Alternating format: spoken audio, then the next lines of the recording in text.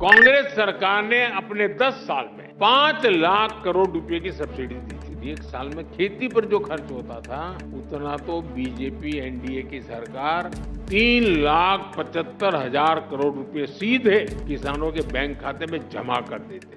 किसानों की आय बढ़ाने के लिए हमारी सरकार पारंपरिक खेती से भी आगे विकल्प उन्हें दे रही है। इसलिए पशुपालन, मछली पालन, मधुमक्खी पालन भी उनके पर भी अतिरिक्त आय के लिए बल दिया जा रहा है। इससे छोटे किसानों को, भूमिहीन परिवारों को भी ताकत मिलती है और इसका फायदा देश के किसान उठा रहे हैं।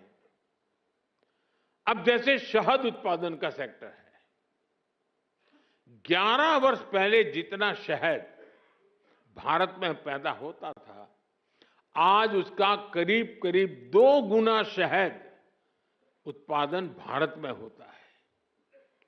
6-7 साल पहले करीब 450 करोड़ रुपए शहद हम एक्सपोर्ट करते थे, 450 करोड़ रुपए का। लेकिन पिछले साल 1500 करोड़ रुपए से अधिक का शहद विदेशों को निर्यात हुआ है। ये 3 गुना अधिक पैसा हमारे किसानों को ही तो मिला है।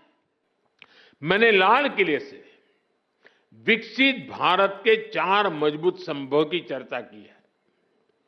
इन 4 स्तंभों में आप मेरे सभी किसान साथी, हमारे सबसे अन्नदाता हमारे एक मजबूत स्तंभ है।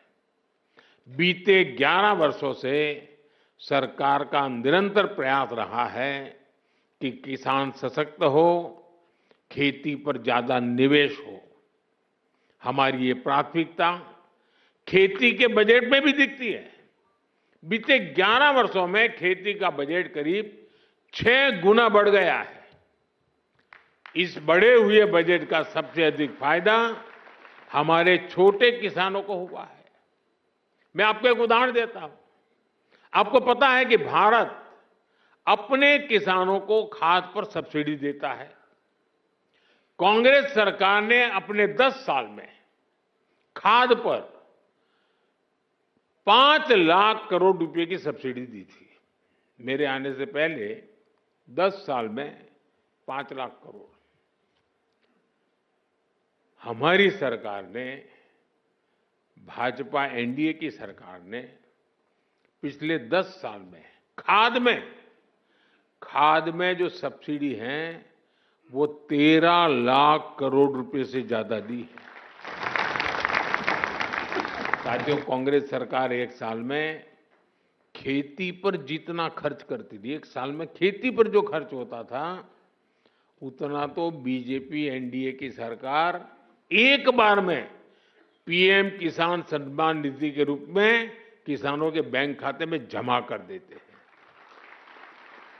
अब तक 3,75,000 करोड़ रुपए सीधे पीएम किसान सम्मान निधि के आपके बैंक खातों में भेजे जा चुके हैं।